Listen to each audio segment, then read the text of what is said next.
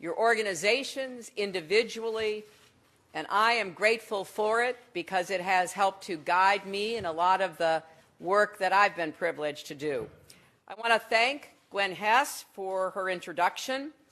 I want to acknowledge it's always great seeing a woman serve as president in any setting. I want to congratulate today's honorees. Everyone is so deserving of this recognition. I also want to acknowledge a few others. We have some fierce members of Congress with us today, women whom I admire, who have been my colleagues and friends, and with whom I am looking forward to continuing our work. Congresswoman Sheila Jackson-Lee, Congresswoman Gwen Moore, Congresswoman Yvette Clarke, Congresswoman Stacey Plaskett. And I want to give a special shout out to Congresswoman Joyce Beatty.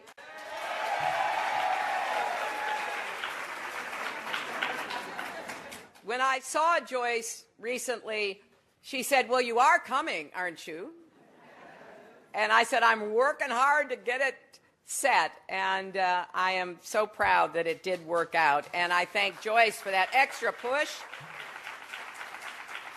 I also want to acknowledge someone who had such a profound effect on my life in every way, someone whom I admire and love, Marian Wright Edelman.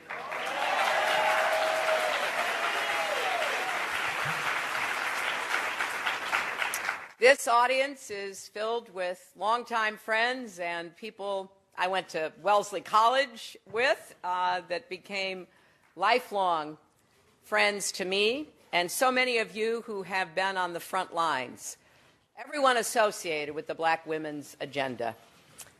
I'm thrilled to be with you. I'm thrilled to be associated with you. I'm also thrilled to be back on the campaign trail.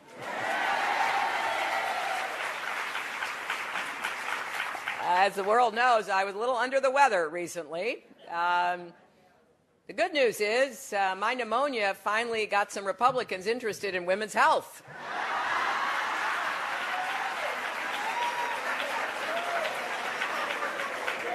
Now, looking back, I know I should have followed my doctor's orders to rest, but my instinct was to push through it. That is what women do every single day, and I felt no different. Life has shown us that we do have to work harder at the office while still bearing most of the responsibilities at home, that we always need to keep going because our families and our communities count on us. And I think it is more than fair to say that Black women have an even tougher road. And you, your daughters, your granddaughters, I was pleased to meet Gwen's beautiful granddaughter earlier, leave the house every morning, put on that game face that we all practice, and enter a society that consistently challenges your worth. With the images you see, the lower pay that so many take home, that try to silence your voices and break your spirits. Yet you remain fierce in the face of these challenges. We see that every day in the businesses you start, the art you create, the children you teach, and the communities and organizations you lead. Now, while your stories are often missing from the history books, make no mistake, you are the change makers, the path breakers, and the ground shakers. And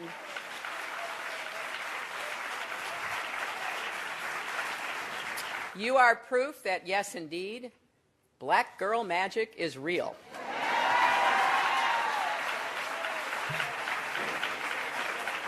Now, I've been blessed to see this magic's influence on kids and communities up close for decades, starting with my first job after law school, working with Marian at the Children's Defense Fund.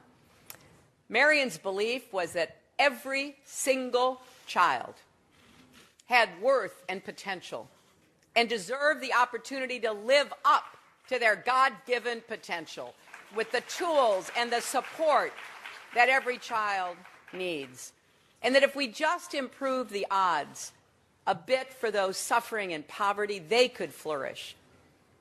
So she led our team into some very poor communities.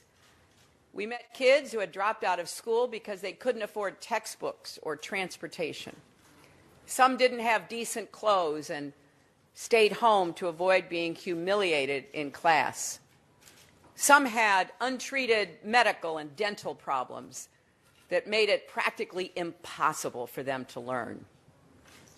Those stories really hurt my heart. But Marion always believed we could deliver help and hope if we never, ever gave up. So she taught us ways to think creatively as well as strategically, to take our advocacy and turn it into action and results. She sent me to New Bedford, Massachusetts, to go door to door looking for children who weren't in school. That was back before we had a legal requirement that every child, regardless of disability, deserved to get an education. I met a young girl in New Bedford and sat and talked with her on the small back porch of her house.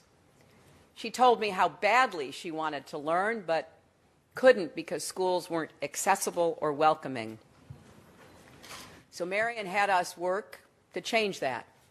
We gathered evidence and built a coalition. We helped convince Congress to ensure access to education for all students with disabilities. Marion showed me that to drive real progress, you have to change both hearts and laws. You need both understanding and action. And there is no question in my mind I'm here today because of her example. I also want to recognize pioneers like Barbara Jordan and Shirley Chisholm,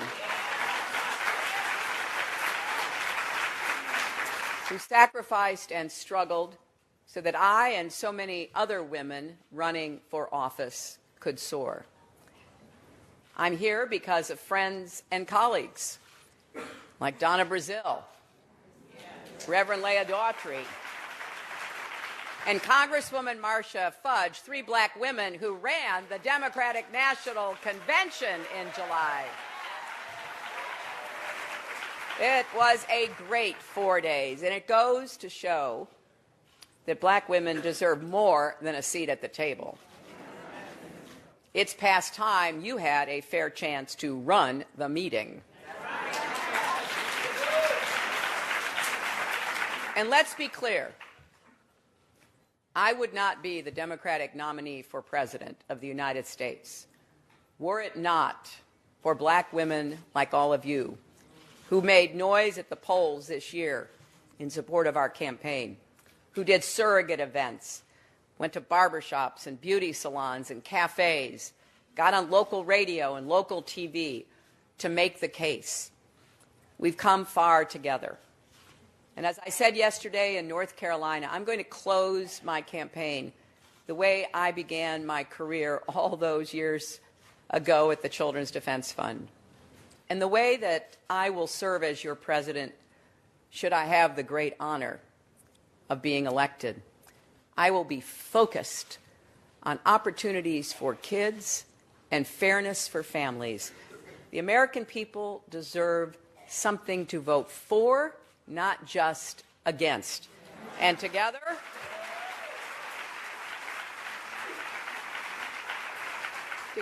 we will make this a freer, fairer, and stronger nation.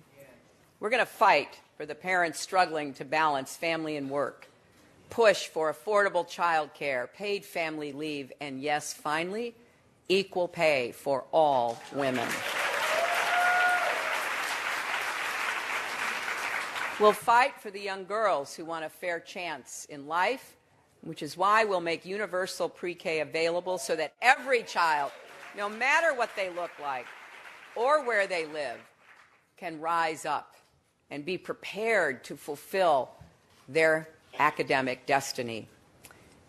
We're also going to do a lot to emphasize STEM education, particularly for girls and women, and I thank the agenda for making that a priority.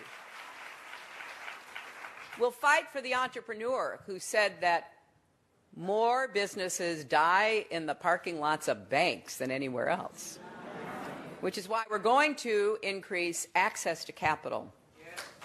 And we're going to help African American women continue to represent the fastest growing segment of women-owned businesses in America right now.